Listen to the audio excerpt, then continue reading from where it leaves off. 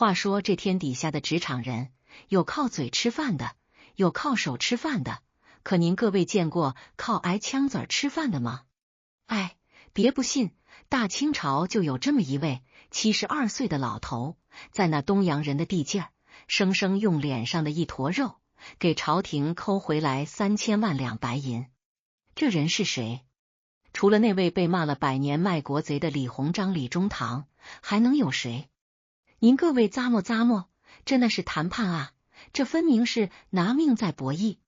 今个咱不讲那些课本上的死道理，咱就钻进那马关春翻楼的血迹里，瞧瞧这位大清第一背锅侠是怎么在那绝境里把自个儿活成了一枚最硬的筹码。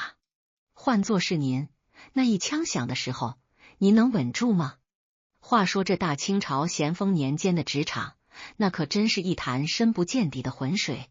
您要是没点子剥茧抽丝的耐性，还真瞧不出里头的名堂。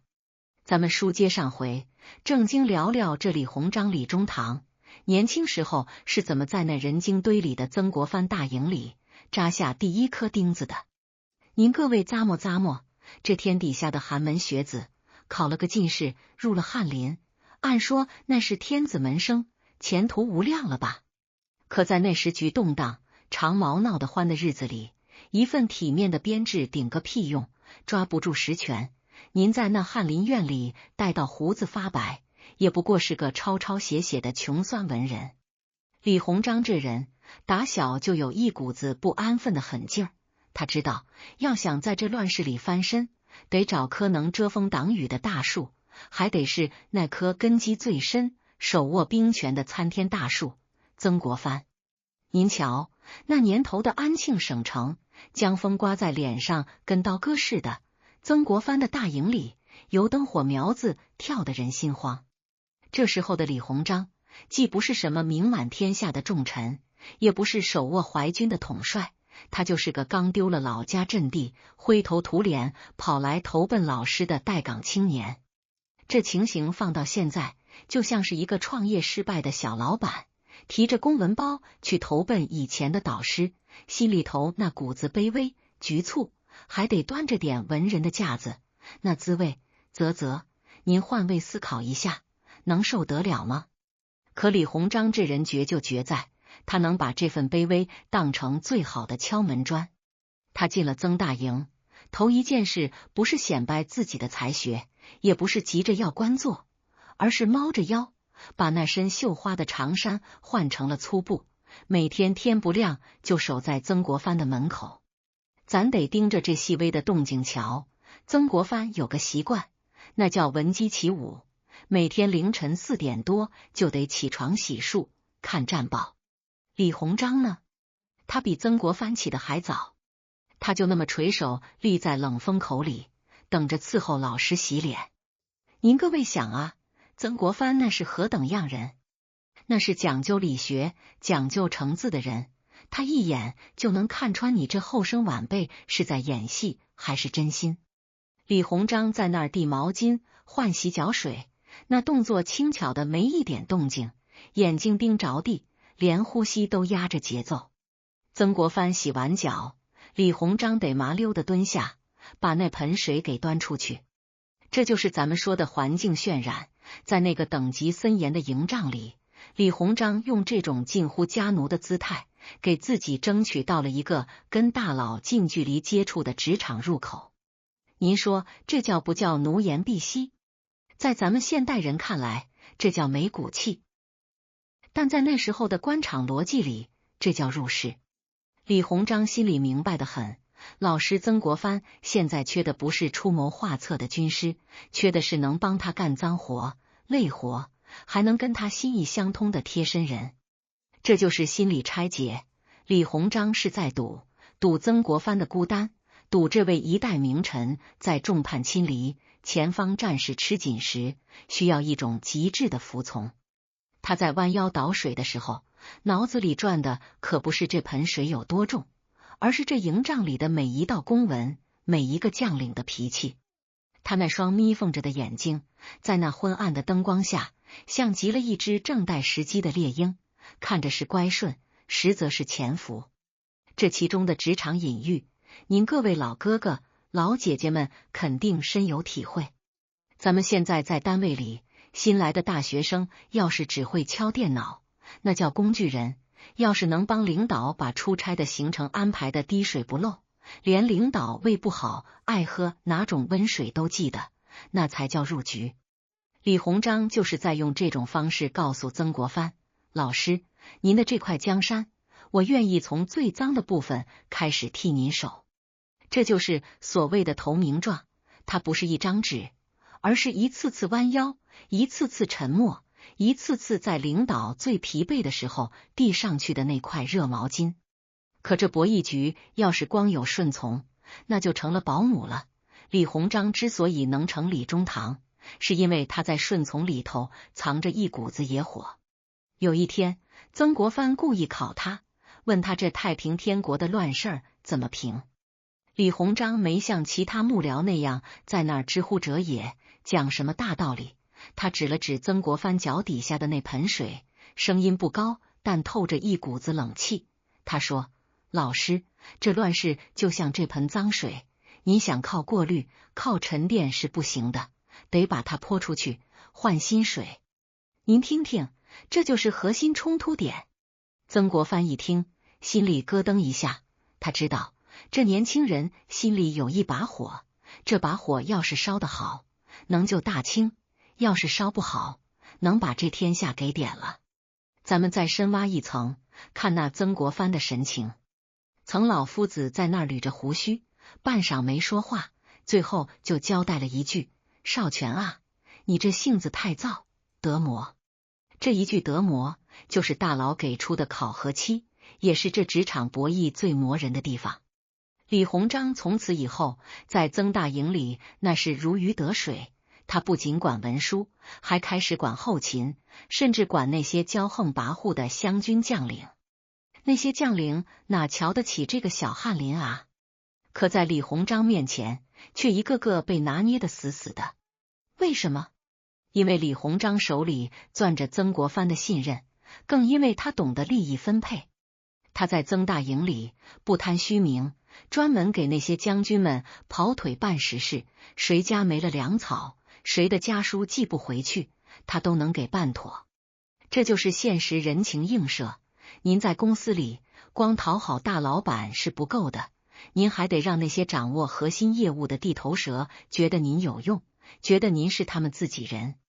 总结升华一下，李鸿章在曾大营的这一段，其实就是教咱们一个理儿：在您还没本事改变世界的时候，您得先把自己变成这个世界最需要的那种零件，哪怕这个零件看起来很卑微，哪怕它要浸泡在臭烘烘的洗脚水里。人生在世，谁还没个低头哈腰的时候？关键是您低头的时候，是在数地上的蚂蚁，还是在看大佬的步伐？李鸿章看的是步伐，他通过这一盆盆洗脚水，摸透了曾国藩的用人准则，也看清了大清朝这台破旧机器的每一个零件是怎么转动的。这时候的李鸿章已经不是那个只会在纸上谈兵的穷酸书生了，他的心智在那一场场深夜的对话中，被曾国藩的理学和战场的冷酷来回拉扯锻造。他开始明白，所谓的忠诚，有时候是建立在一种共同犯罪或者说共同分担压力的基础上的。当他在曾国藩的案头替老师起草那封因为战败而要屡败屡战的奏折时，他知道自己已经彻底跟这位大佬捆死在了一起。这份默契才是他后来能平步青云、掌握北洋的最核心资产。您各位咂摸咂摸，这种从微末之处杀出血路的行为，是不是比直接在战场上杀敌还要惊心动魄？每一个眼神的交汇，每一次沉默的拿捏，都是在生死边缘的舞蹈。李鸿章的这种隐忍与爆发的艺术，到了他自立门户、组建淮军的时候，更是发挥到了极致。那时候，他已经不再是倒水的人，而是那个让人倒水的人了。可即便成了大佬，他身上那股子能屈能伸的泥鳅劲儿始终没丢。就在他以为自己已经通过了曾国藩的终极考核，可以独当一面的时候，一个巨大的考验突然降临了。那是一场关于背叛与大义的较量，直接关系到他能不能从一个金牌打工仔跃升为真正的合伙人。那个夜晚，曾国藩突然把他叫进密室，指着地图上的上海，眼神里透着一种前所未有的凝重。老实说，少荃，上海那边乱了，洋人、长毛、官军混作一团，你敢不敢带兵过去？这一问，直接把李鸿章推到了历史的风口浪尖。您说，这对于一个还没真正指挥过大规模战役的文人来说，是天大的机会，还是必死的陷阱？李鸿章当时的脸色在那昏黄的灯火下，先是白了一下，接着那股子狠劲儿猛地窜上了眉梢。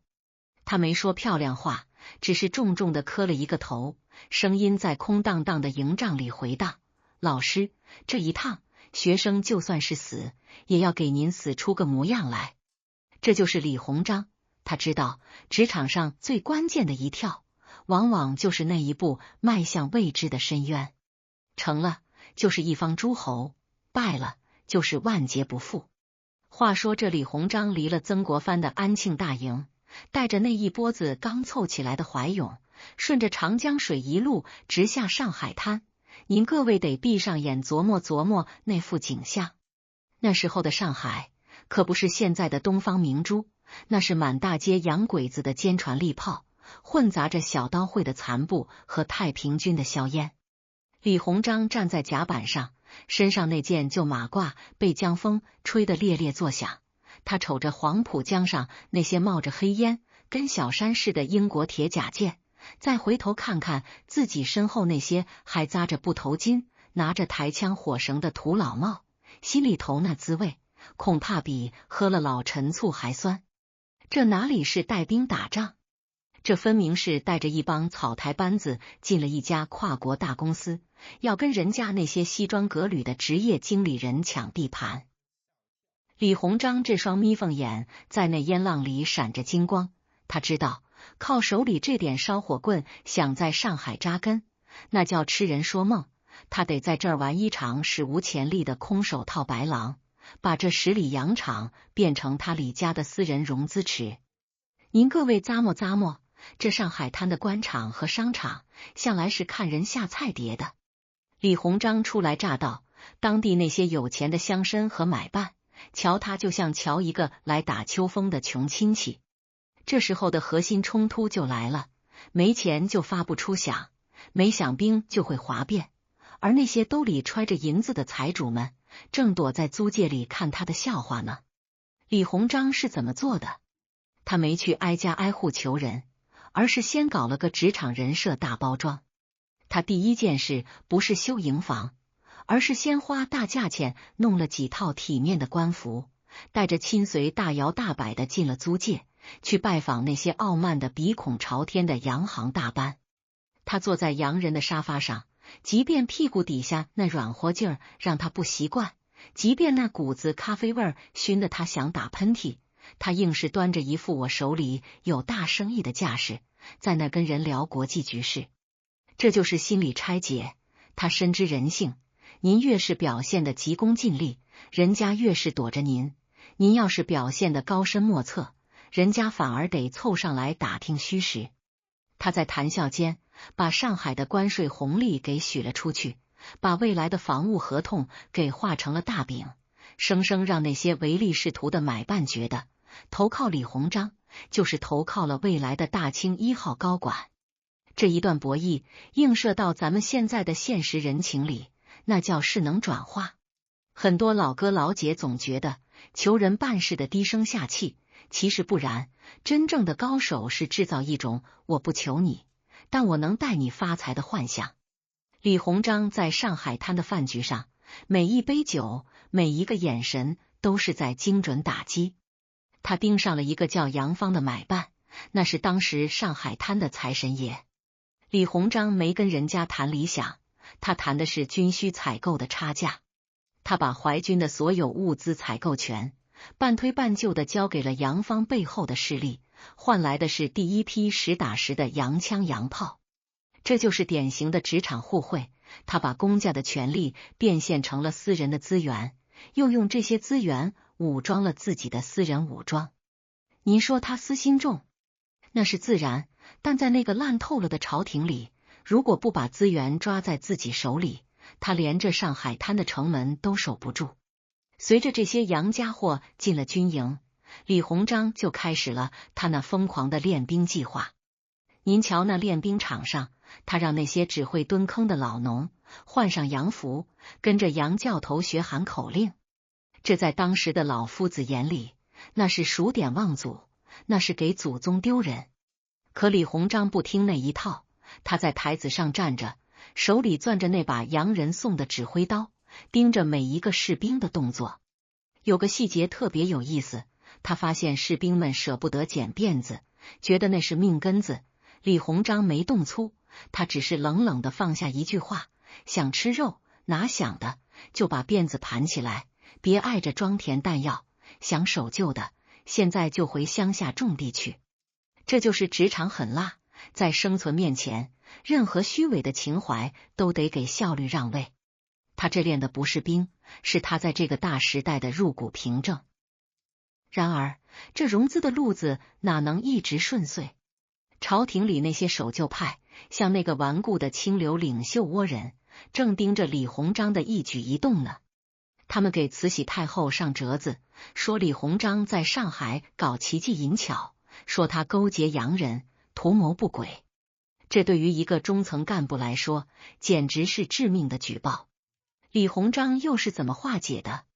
他这人绝就绝在利益均摊。他把上海滩弄到的第一批新式武器，挑了几件最好的，绕过重重关卡，直接送到了京城。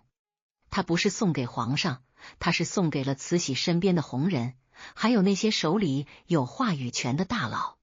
他还在信里哭穷，说自己在上海是如何呕心沥血，为了给大清省钱，自己连袜子破了都舍不得换。这就是总结升华，真正的博弈高手永远不会吃独食。他知道，在慈禧那儿，忠诚不值钱，能解决麻烦还能带来好处的工具人才最值钱。您各位再咂摸，这种空手套白狼的手段背后是何等的胆识。李鸿章在上海的每一步其实都在走钢丝。他利用洋人去打太平军，又利用太平军的威胁去管洋人要钱，最后还利用这两方的压力去跟朝廷讨官。他就像一个在这三方势力中间跳舞的胖子，步子虽沉，但节奏一点不乱。他在上海这几年，不仅把淮军练成了一支虎狼之师，更重要的是，他建立起了一个庞大的李氏集团雏形。这个集团不仅有兵，还有轮船，有电报，有矿产。这哪是练兵啊，这简直是在旧体制的母体里生生挖出了一个属于他李鸿章的现代化子宫。就在他以为一切尽在掌握，可以靠着这支强大的北洋力量去开创一个同治中兴的盛世时，真正的职场天花板出现了。那个天花板不是别人，正是坐在紫禁城深处那个手里玩着核桃、眼神阴郁的老太太。慈禧太后给了李鸿章极大的权力，但也给他戴上了一副看不见的枷锁。李鸿章发现，他费尽心思搞来的银子，他辛辛苦苦练出来的舰队，在慈禧眼里不过是他维持统治，甚至是修补园林的私人提款机。这种核心冲突让李鸿章陷入了极度的焦虑。他在深夜的公文堆里，看着那北洋舰队日益陈旧的账目，听着海防经费被挪去重修颐和园的消息，他第一次感到了那种回天乏术的悲凉。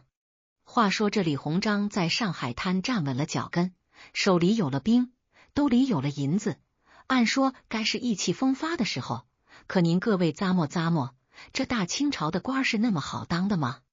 尤其是这外交二字，在那个年头，那就是架在火炉子上的一块肥肉，谁碰谁烫手，谁弹谁挨骂。咱们这第三部分就得钻进那总理各国事务衙门的红漆大门里，瞧瞧老中堂是怎么在那一盏茉莉花茶的烟气后面，跟那帮金发碧眼的杨大人玩生死太极的。这时候的李鸿章已经不是当年给曾国藩倒水的青头小伙了，他蓄起了标志性的八字胡，眼神里多了几分看透事情的浑浊与精明。他面对的不再是土生土长的长毛，而是带着条约、大炮和工业逻辑席卷而来的西方列强。这哪是谈生意啊，这分明是揣着一张随时会作废的支票，去跟债主子谈怎么续约，还得保住自家最后那点祖产。您瞧那衙门的偏厅里，洋人的雪茄味冲得很，英国公使、法国领事一个个挺着胸脯，皮鞋踩在地砖上咯吱响，那架势恨不得把桌子给掀了。李鸿章呢？他稳稳当当地坐在那把酸枝木太师椅上，手里慢条斯理地撇着茶沫子。这环境渲染出的压迫感，换个心理素质差的，腿肚子早转筋了。可李鸿章心里有个谱，他知道这帮洋人图的是利，不是命。他这套茶杯公关学，头一个秘诀就是慢。您越是急着要结论，我越是跟您聊当年的康乾盛世；您越是拿大炮威胁，我越是跟您扯这茶叶的产地。这在职场博弈里叫消耗战，是用时间去磨掉对方的锐气。他盯着那茶杯里翻腾的叶片，心里拆解的是对方的底牌。英国人想要通商口岸，法国人想要传教特权，俄国人盯着北边的土地。他就像个顶级的职业经理人，面对一群来势汹汹的讨债鬼，他得一个一个给他们排座次，让他们狗咬狗，自己好在中间腾挪。您说这叫不叫卖国？那时候的清流名士们在大街上骂得可响亮了，说李鸿章是洋人的走狗。可您各位老哥哥、老姐姐们得往深处想，这时候的大清朝就像一间摇摇欲坠的破草房，外头风雨交加，李鸿章就是那个在风雨里打伞的胡纸匠。他在谈判桌上的每一次退让，背后都是算计。比如那次关于修铁路的博弈，洋人想把路轨铺到京城根底下，那是想掐住大清的脖子。李鸿章没硬顶，他先是点头说好，接着就开始叫苦，说这路经之处尽是祖宗坟茔，百姓要闹事，万一伤了杨大人，那可赔不起。他用这种民意当挡箭牌，硬生生把这事儿拖了10年。这种现实人情映射到咱们现在，就是遇到不合理的加班或者不靠谱的项目，您别直接跟老板拍桌子，那叫缺心眼。您得说这事儿技术上有壁垒，或者协同部门不配合，把矛盾转嫁出去，给自己争取回旋的余地。李鸿章的这套外交战术，最核心冲突点在于弱国无外交这5个血淋淋的大字。他在这些公文里最常写的一个词就是隐忍。有一次，一个年轻的外交官气愤不过，说咱们有北洋舰队，为什么不跟洋人碰一碰？李鸿章冷笑一声，指着窗外那些正练习操炮的士兵说，你瞧着他们威风，可人家的炮弹能打10里，咱们的炮弹打8里就入海了。这2里的差距，就是咱们在谈判桌上低头的深度。这话听着扎心，却是最清醒的心理拆解。他知道北洋舰队看着是头壮实的牛，其实里头全是虚标。他在这些谈判里，其实是在为大清买时间。他想用这种屈辱的和平，换取20年关起门来搞建设的机会。这就是所谓的以夷制夷，让洋人互相牵制，自己好在那夹缝里偷偷长肉。您各位再咂摸咂摸，这李中堂在衙门里的那副面孔，那是真叫一个油。洋人送他金表，他收下，回头回一份更大的礼。洋人请他吃西餐，他一边优雅的拿刀叉，一边在肚子里骂这肉还没煮熟。他在这种推杯换盏中摸清了每个国家的软肋。他跟德国人谈造船，是为了气英国人；他跟美国人谈华工，是为了给俄国人使绊子。这种多线操作不仅需要极高的智商，更需要一种近乎冷酷的心理素质。他在那个充满了谎言和利益的官场职场里，把自己活成了一个全能翻译官，不仅翻译语言，更在翻译文明之间的代沟。他试图告诉慈禧，这天下变了，不再是磕头就能解决问题的时代了。他也试图告诉洋人，这大象虽然病了，但还没死，踩一脚也得硌着您的鞋。可这种平衡木上的舞蹈，哪能一直跳得稳？就在他觉得自己已经通过这些外交手段，让列强达成了一种微妙的平衡时，内部的背叛又来了。朝廷里那些甚至没出过京城的王公大臣，觉得李鸿章在外面太风光了，觉得他跟洋人称兄道弟是有一心。他们在那儿搞文字狱，在那儿克扣北洋的经费。李鸿章在那总理衙门的后院里，听着这些风言风语，第一次感到了那种孤臣孽子的无奈。他在日记里写道：我这辈子不过是在给大清这间破屋子糊纸，风一吹就破，我也只能再糊一层。这种总结升华，其实是一个职场人到了中年，发现自己的所有努力可能都是在延缓一个必然的终局时，那种透进骨子里的悲凉。这种心理状态映射到咱们现在的生活，就是那种明知道公司要黄，还得带着团队硬撑的中层领导。您得对外安抚客户，对内稳定军心，还得防着老板背后的冷箭。李鸿章在这些茶杯的碰撞声中，其实是在练一种止损的功夫。他深知，对于这时候的大清，不输就是赢，少赔就是赚。他这种极度务实的处事智慧，让他成了那个时代最被低估也最被唾骂的人。他在每一次签下那些带着屈辱的条约时，那手是不是在抖，只有他自己知道。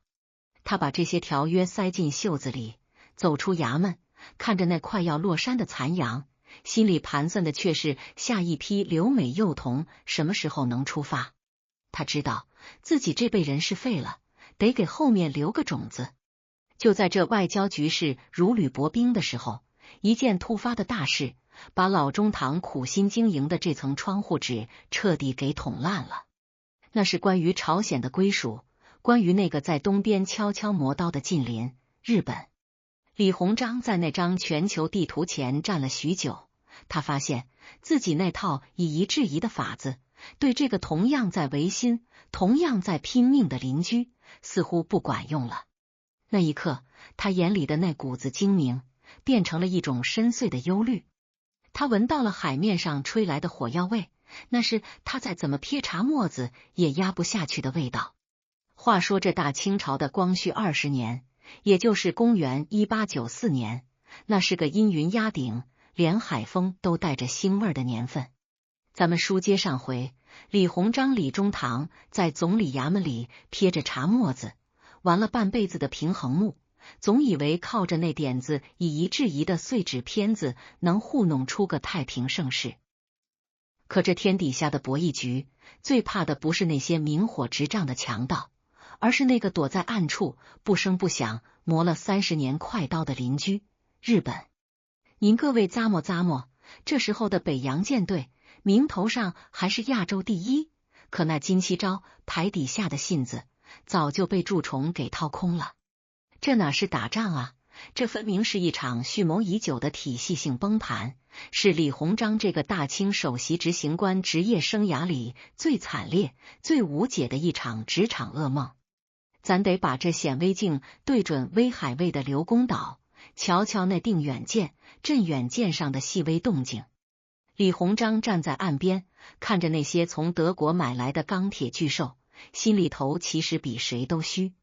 为什么？因为他最清楚这账本上的猫腻。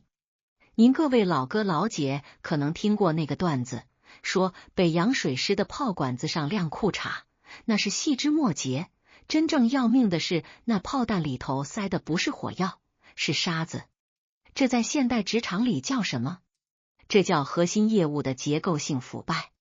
李鸿章在那儿焦虑地捻着胡须，他给慈禧写了一封又一封的急件，说经费被修园子挪用了，说弹药过时了。可那位老太太在想什么？她在想自己的60大寿，在想那万寿无疆的排场。这就是核心冲突。一个想要在商场上拼杀的职业经理人，遇上了一个只顾着自己养老、挥霍公款的大老板。您瞧，当朝鲜半岛的火星子彻底点燃的时候，李鸿章的第一反应不是开火，而是躲。他在电报里反复交代提督丁汝昌要避战保船，这话在当时被骂成了卖国。可您各位换位思考一下，如果您手里那台看着光鲜的服务器其实早就断了尾保，主板全是裂纹，您敢跟人家满血配置的新机房硬碰硬吗？李鸿章是在止损，他在赌国际调停，他在赌英国人不会坐视不管。这种心理拆解透着一种极致的无奈。当一个系统从根上烂了的时候，统帅的个人智谋就成了无根之水。他就像一个明明知道公司财务已经亏空到极点的 CFO， 还得在大庭广众之下维持那个大而强的幻想，这种紧绷感足以让人白了头。大东沟海战爆发的那天，硝烟把太阳都给遮住了。定远舰的主炮一响，没伤着敌人，反倒把自家的指挥台给震塌了。您咂摸这细节，这哪是武器的问题，这是管理体系的全面溃败。李鸿章在天津的行辕里接到的战报一个比一个扎心，致远舰撞向吉野未果，邓世昌殉国，镇远舰触礁，还没打就惨了。每一道消息传回来，李鸿章的脸色就黑一分。他在屋子里踱步，脚底下的方砖都快被他磨薄了。这时候的他脑子里转的不是怎么反攻，而是怎么给慈禧交差。这种职场隐喻太现实了，项目彻底搞砸了，所有人都在往前线冲，只有那个顶层的人知道，天塌了，得找个能顶住这片天的人，或者说找个能背起这口黑锅的人。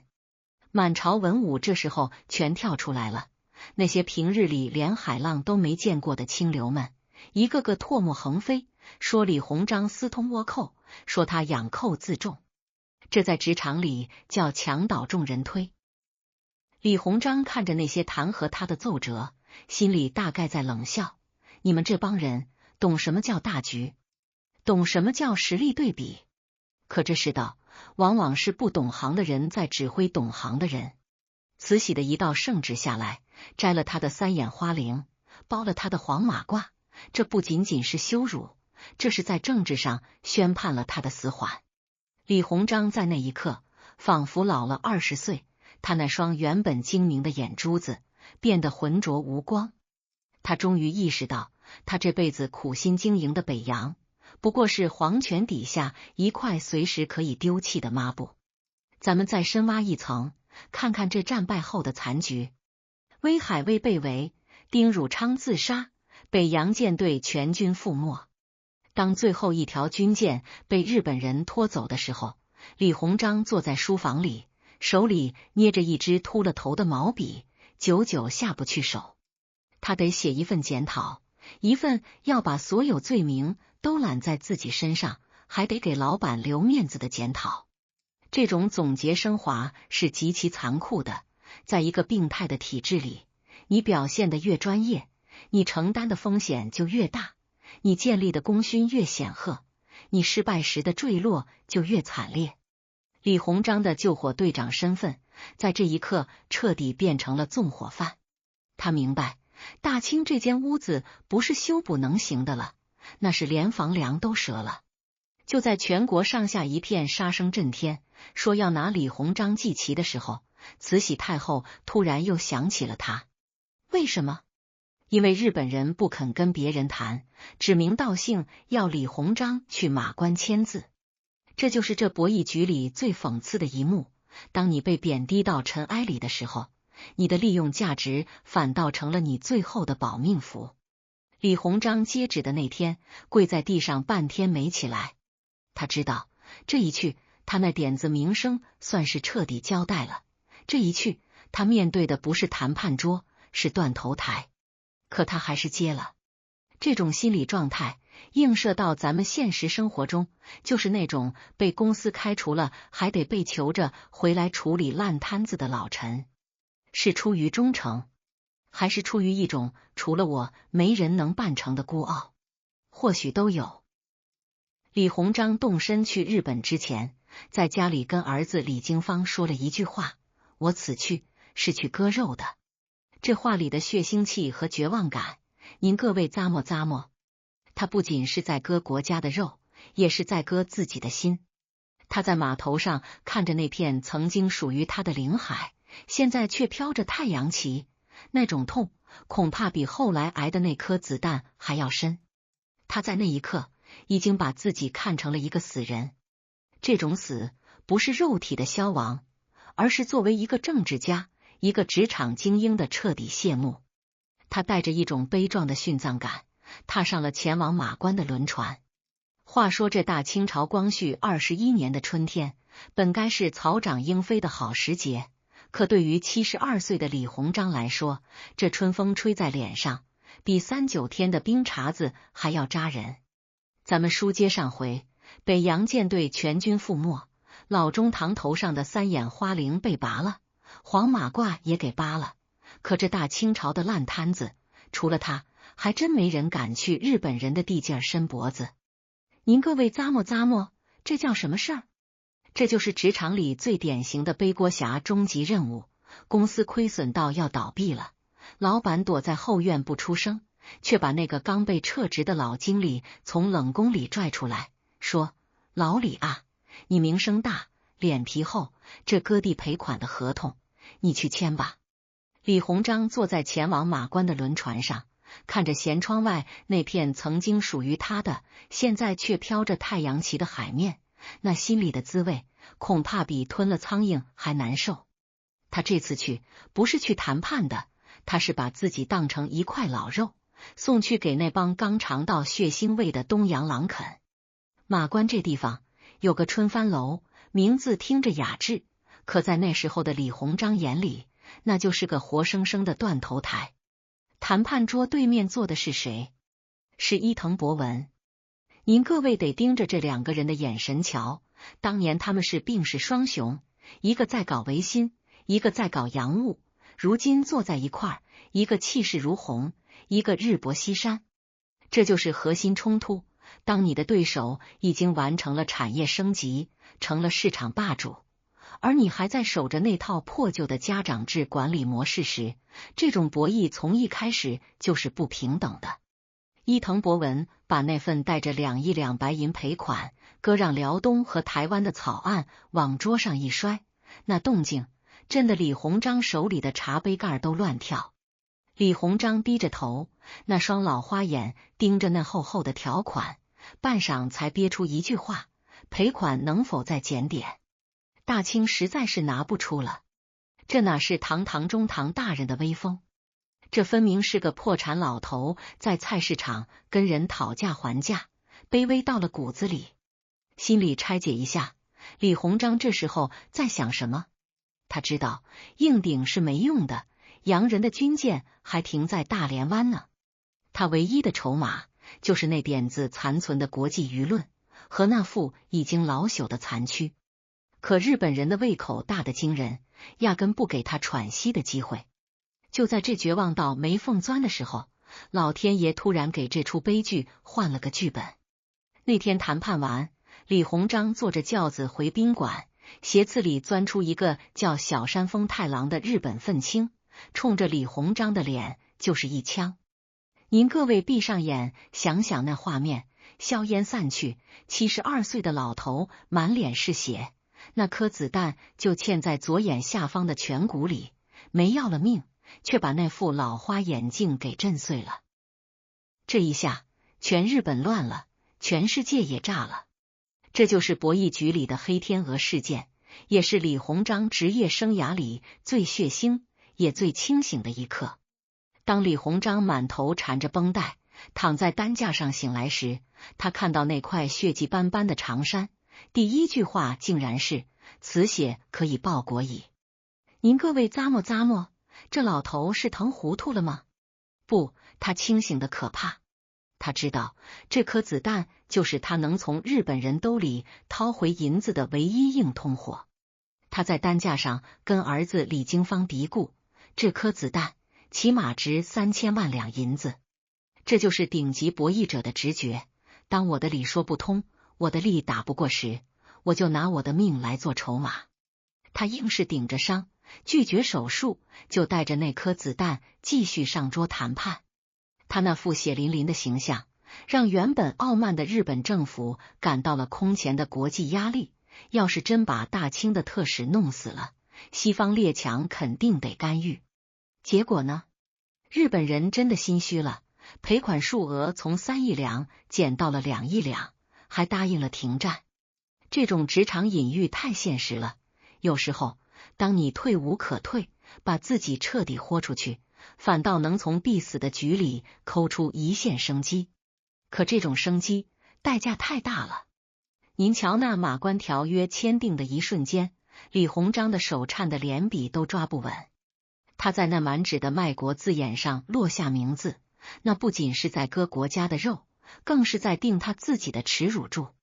总结升华一下，李鸿章在马关的这半个月，其实是完成了一次从职业经理人到殉道者的转变。他明知此去必将被万世唾骂，明知这口黑锅背上就脱不下来，但他还是去了，还用这一脸的血给那个已经透支的朝廷续了命。这就是现实人情里的极致忠诚，也是一种极其复杂的政治精明。在很多人眼里，他签了字就是罪人，但在那时的慈禧眼里，他是个能替主子分忧，能用老命换回1000万两减免的好奴才。这份功过是非，在当时的老百姓眼里可没那么多弯弯绕。李鸿章回国的时候，迎接他的不是鲜花，而是漫天的唾沫。他路过那些曾经的北洋防区，连船都不敢下，只能躲在舱里发呆。他那颗颧骨里的子弹，每逢阴雨天就钻心的疼，那是他这辈子抹不掉的勋章，也是最深重的烙印。他在家书里写，此行如鬼门关前走一遭，归来已是异乡人。这种孤独感映射到现代职场，就是那种为了保住公司利益，不得不执行裁员或背负骂名的老员工，最后却发现最想让他消失的，竟然是那些受他庇佑的人。这就是马关，一场充满了血泪、算计与无奈的博弈。李鸿章用他的晚年尊严，给大清朝这台破机器换了一次抹油的机会，但他知道这火终究是要烧起来的。他看着镜子里那张苍老且畸形的脸，知道自己的时代已经彻底过去了，接下来的路，他得带着这颗子弹，在更大的风暴里苟延残喘。这份无奈与惨烈，您各位看官听着是不是也觉得心里头沉甸甸的？话说这大清朝光绪22年的夏天，原本因为马关那一枪那一约而成了万民唾骂之身的李鸿章，竟然摇身一变，接了道圣旨，要去那大洋彼岸的西洋各国走上一遭。您各位咂摸咂摸，这叫什么？在职场里，这叫带薪休假，顺带危机公关。老板慈禧太后精明着呢，他知道老李在海内外的名声虽然臭了，但他在洋人眼里还是大清朝唯一的明白人。这出访的任务，既是让他去外面避避国内清流们的吐沫星子，也是想让他去瞧瞧那帮把大清打得满地找牙的洋鬼子家里到底攒了多少后世家底。可李鸿章这老头临出发前整了个让全世界都看傻眼的活，他让人抬了一口金丝楠木的大棺材，稳稳当当地搁在了出巡的轮船上。这环境渲染出的死寂与怪诞，瞬间就把西洋媒体的胃口给吊起来了。这哪是出差啊？这分明是告诉全世界，我这一把老骨头，颧骨里还嵌着日本人的子弹，我是揣着必死之心来跟你们这帮列强周旋的。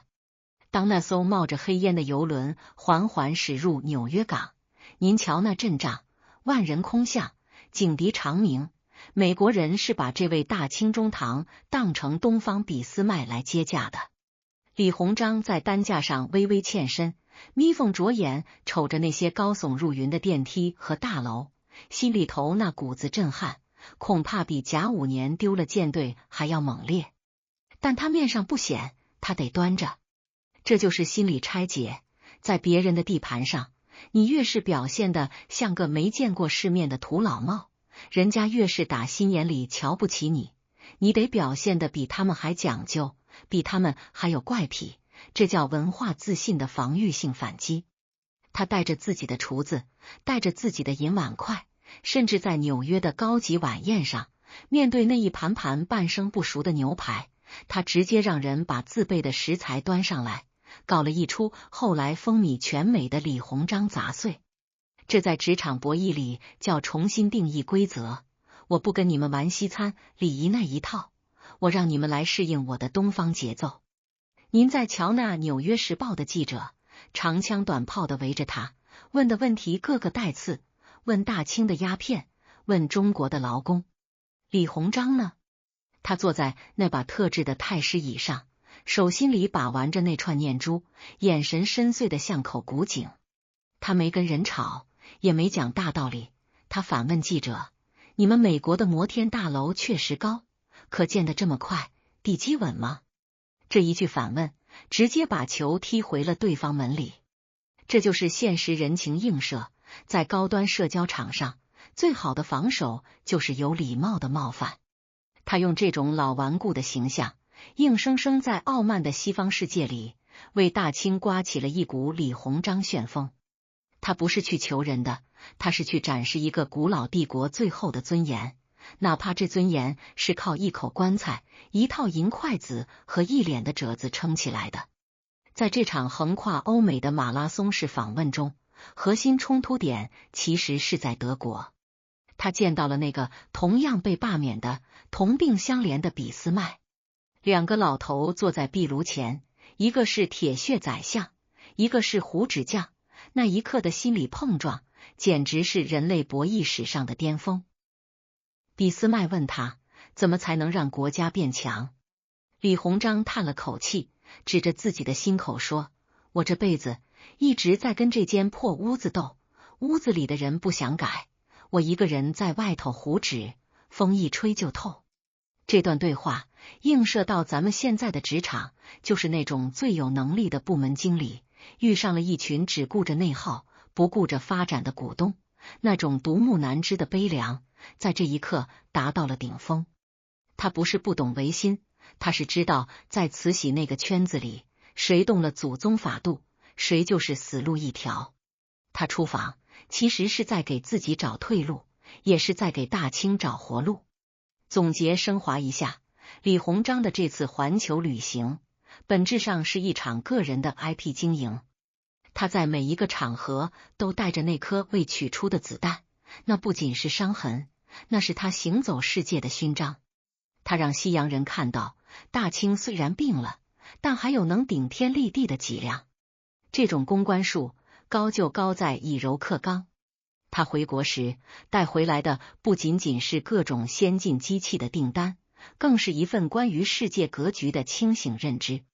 他看清了，列强之间也有矛盾，这以一制夷的法子还能再撑几年。这种死中求活的处世智慧，让他哪怕背着马关的骂名，依然能稳坐北洋大臣的宝座。可就在他游历归来，满心想着要把在国外看到的那些洋玩意儿搞成规模时，京城里的风向又变了。那帮守旧的王公贵族看着李鸿章在国外大出风头，心里那股子嫉妒火苗子蹭蹭往上窜。他们说李鸿章被洋人洗了脑，说他要把祖宗基业都卖给美利坚。李鸿章听着这些，只是冷冷一笑。他看着院子里那口还没用上的棺材，心里明白，真正的风暴不是来自大洋彼岸，而是来自那个金碧辉煌却又阴森恐怖的紫禁城。话说这大清朝光绪26年的夏天，那京城里的天热得能把金銮殿上的琉璃瓦给晒化了。可比这天气更燥热、更邪性的是那满大街乱窜的义和团。咱们书接上回，李鸿章、李中堂刚从西洋各国转了一圈回来，还没等他把那口金丝楠木大棺材里的土落干净，这老天爷就给他摆了一道最难解的绝户计。您各位咂摸咂摸，这时候的京城那是彻底疯了。慈禧太后听信了几个守旧王公的撺掇，竟然觉得靠着那些自称刀枪不入的神灵附体，就能一把火把洋鬼子全赶进大海里去。老太太大笔一挥，一道宣战诏书发往全国，要跟全世界最牛气的11支国家队同时开练。这哪是打仗啊，这分明是老板带着全公司员工要去跳崖，还非得拉着你这个在南方管分公司的元老一起殉职。李鸿章在两广总督的衙门里接到了这份烫手的密电，他那一双眯缝眼盯着那宣战2字，手里的折扇啪的一声合上了。那动静在死寂的后堂里显得格外的惊心。这时候的核心冲突是忠诚与理性的生死拉锯。在那个年代，皇命就是天，抗旨不遵那就是诛九族的死罪。可李鸿章心里比谁都清楚，这仗要是真按老太太的意思打下去，大清朝这100年基业非得在那几声炮响里化成飞灰不可。他看着窗外那郁郁葱葱的南方草木，脑子里拆解的是一盘跨越半个中国的博弈局。他知道北边的老板已经输红了眼，现在唯一的生机就在这富庶的南方，就在他这帮老伙计手里。于是历史上一场最牛气的职场集体抗命，东南互保，就在这几封电报的来回穿梭中成型了。李鸿章给京城回了一句石破天惊的话：此乱命也，越不奉诏。您各位听听，这叫什么？这就是顶级职场人的风险隔离术。我承认你是老板，但我不能眼睁睁看着你把整条船撞到冰山上。他拉着张之洞、刘坤一这几位南方的封疆大吏，硬生生把中国南方跟那场疯狂的战争给切开了。这其中的心理拆解，简直是人性博弈的巅峰。李鸿章坐在藤椅上，他在想，如果我跟了，输了是国破家亡，赢了也是惨胜，而且以老太太的性子，过后准得拿我祭旗。如果我不跟，我现在保住的是国家的元气，是洋人还愿意谈判的底牌。这种职场隐喻放到咱们现实生活里，就是当您的最高领导层因为决策失误，甚至是因为某种不可言说的情绪要带着整个项目组送死时，您作为中层核心，是选择盲目从众当个所谓的忠臣，还是选择违抗指令，为公司留下一块能够起死回生的自留地？李鸿章选了后者，他这一辈子头一次把抗旨玩得这么理直气壮。因为他手里攥着的是江浙两广的关税、粮食和人命，那是洋人最忌惮，也是老板最后还得求他的资本。您瞧，当八国联军的马蹄声踏碎京城的清晨，慈禧带着光绪帝灰头土脸的往西安跑路的时候，南方的李鸿章却在跟洋人的领事们谈笑风生。他在总督府里摆下宴席，茉莉花茶还是那个味儿，只是这茶香里多了一份我看透了全局的淡定。他跟洋人达成了一个协议，你们不打南方，我保证南方不出乱子，大家继续做生意。这就是现实人情映射，在乱世里，规则是死的，利害是活的。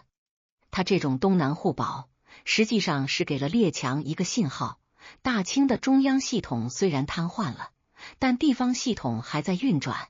你们要是想收债，想做生意，就不能把这棵树连根拔起。这种精准的止损思维，让中国最繁华的半壁江山躲过了那场兵险，也为后来那个破败不堪的朝廷留下了最后一口气。可您别以为这抗命是好玩的。李鸿章那时候每天都得面对无数的谩骂，北边的清流骂他是南方的逆臣，慈禧身边的红人发电报质问他为何不进京勤王。他在这些压力面前，表现出了一种近乎冷酷的政治定力。他盯着那电报纸，嘴里嚼着软烂的食物，眼神却冷得像冰块。他知道，只要南方不乱，大清就还有的谈。这种总结升华是一种极其老辣的生存哲学，在极端的混乱中，不要去争一时的道德高地，要去抓那个能保命的实质利益。他把自己活成了一个巨大的砝码，一头连着那个疯了的朝廷，一头连着贪婪的洋人。他坐在杠杆的中心，用那根名为稳定的杠杆，死死撬住了摇摇欲坠的国运。就在他以为能在这南方的绿荫下多待几年，甚至能在这乱局里给自己和李家留一条后路时，老太太在西安的窑洞里缓过神来了。慈禧太后拍着大腿哭，说还是老李忠心啊，关键时刻还是得靠老李去跟洋人磕头。一张又一张的催命符发到了广州，要李鸿章北上主持大局。这时候的李鸿章身体已经垮了，经常卡血，在那如火的7月里，他得穿着厚实的官服，准备去接这辈子最重也最脏的一口黑锅。他看着那些在江面上游弋的洋船，又看看自己那还没来得及闭合的棺材，发出一声长叹。他知道，这南方的平静是他给国家挣来的最后一点体面，而他自己必须得去那个成了废墟的京城，在那满地的瓦砾和屈辱中，为大清写下最后一份离职报告。这一段东南互保，其实是李鸿章政治智慧的最后一次闪光。他不再是一个单纯的执行者，而是一个试图修改规则的博弈家。他通过这种方式告诉全世界，大清朝不是铁板一块，这里还有理性的力量。这种映射到现代职场的独立人格，其实是最高级的专业主义。我不对你的错误负责，我只对结果和未来负责。可这种高级感，在那个昏庸的时代，注定是一场孤独的表演。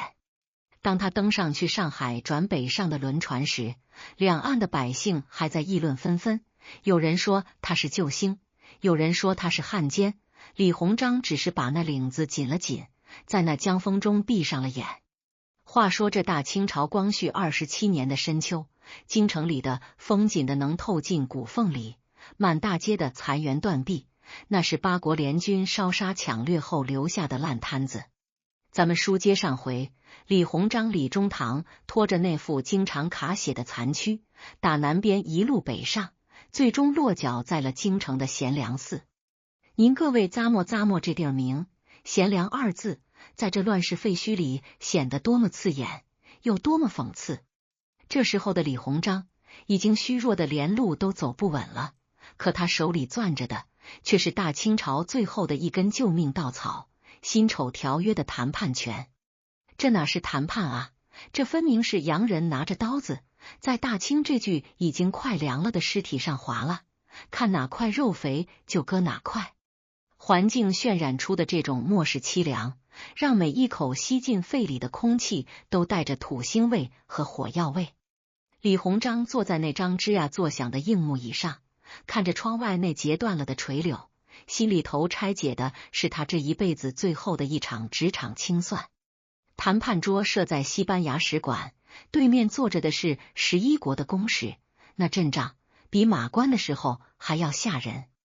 洋人一开口就是4亿5千万两白银，说是按人头算，一人1两，这叫人头费。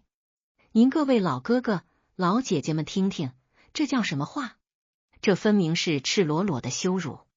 李鸿章在那听着，手抖得厉害，他想反驳，可嗓子里像塞了团带血的棉花。这就是核心冲突。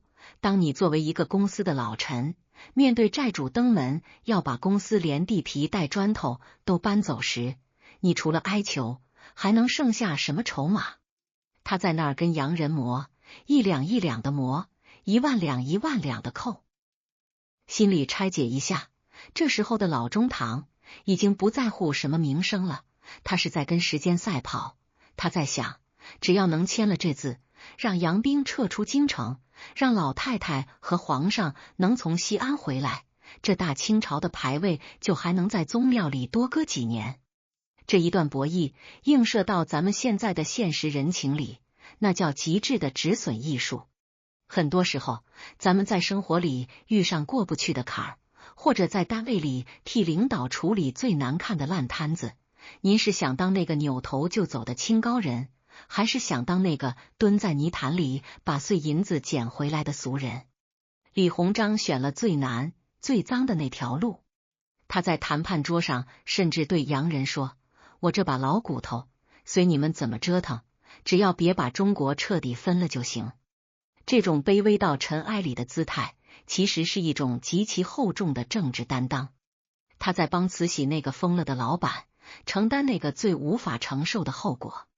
在职场上，这种人往往是活得最累，被骂得最狠，但最后却是真正撑起天花板的那个人。就在条约最后定稿的那天，庆亲王奕匡也在场。那位爷爷是个明白人，看着那密密麻麻的割地赔款条款，手抖得拿不住笔，眼泪扑嗒扑嗒往下掉。庆亲王小声说：“中堂，这笔千古奇冤，咱们谁签谁就是万世罪人啊！”李鸿章这时候突然直起腰，那双浑浊的眼里闪过一丝狠绝。他一把推开庆亲王的手，声音沙哑地吐出一句话：“天下最难写的，莫过于自己的名字。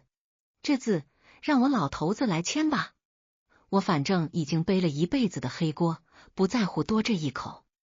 您各位咂摸咂摸，这得是多大的心胸，又是多深的绝望。”他把那支沾满了浓墨的毛笔握在手里，一笔一画，在那张足以让他遗臭万年的纸上落下了李鸿章3个大字。这3个字不仅牵出了大清的国库空虚，也牵走了他最后的一点生命元气。回到贤良寺，李鸿章就彻底倒下了。他躺在那张简陋的病榻上，大口大口的呕血。身边的人吓坏了，赶紧请大夫，可他自己知道，这油灯已经熬干了。这时候的细节描写最是动人。他在昏迷中，嘴里还在呢喃着北洋、舰队、洋行这些词儿，那是他经营了一辈子的梦，也是他亲手送掉的梦。这时候，朝廷的赏赐下来了，慈禧在西安听说条约签了，洋人要撤了，高兴得不得了，又是加封，又是赏赐。李鸿章听着那些圣旨，脸上没有任何表情，他只是盯着天花板上的蛛网发呆。总结升华一下，这是一个职场人最高级的悲哀。你完成了老板交代的所有人都干不了的脏活，换来的却是老板的如释重负和你自己的心如死灰。他发现自己苦苦守护了一辈子的那个体制，其实并不爱他，只是利用他。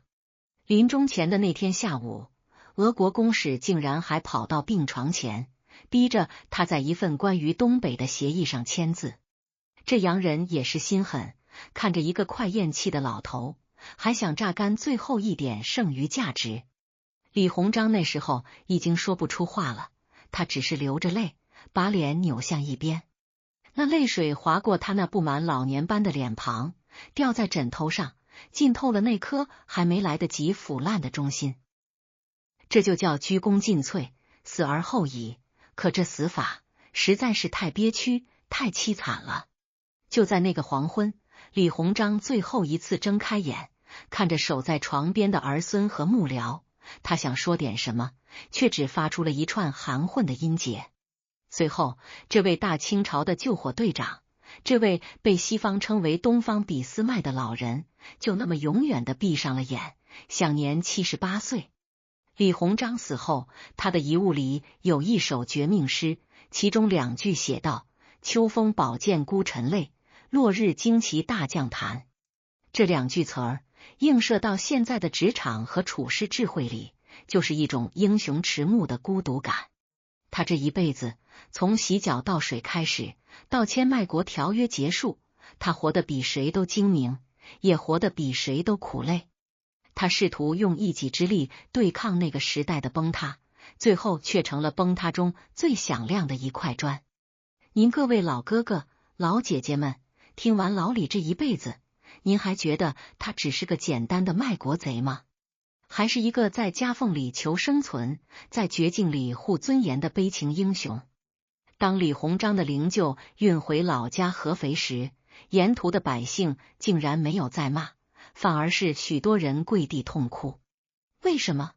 因为直到他死了，人们才发现，这个老头在前面顶着的时候，大家还能安稳的骂他，他这一倒下，大清朝那间破屋子就真的连一个糊纸的人都没有了。剩下的那些王公贵族只会搜刮民脂民膏，哪还有半点老中堂那种拿命去博弈的担当？这就是现实人情的残酷，我们往往在失去那个替我们背锅的人时，才意识到它的珍贵。李鸿章走了，带走了一个时代的最后一点体面。咱们是从李鸿章的青春热血一直讲到了他的残阳余晖。这不仅仅是一个人的传记，这是一个帝国崩塌前的真实爆料，是职场博弈的顶级教科书。这最后一部分关于贤良寺落幕、老中堂替罪签单的拆解，您觉得这股子透进骨子里的悲悯与老辣劲儿使得够吗？如果您觉得这一章给老李这辈子收得圆满，那咱们这一场惊心动魄的历史爆料可就要到此杀青了。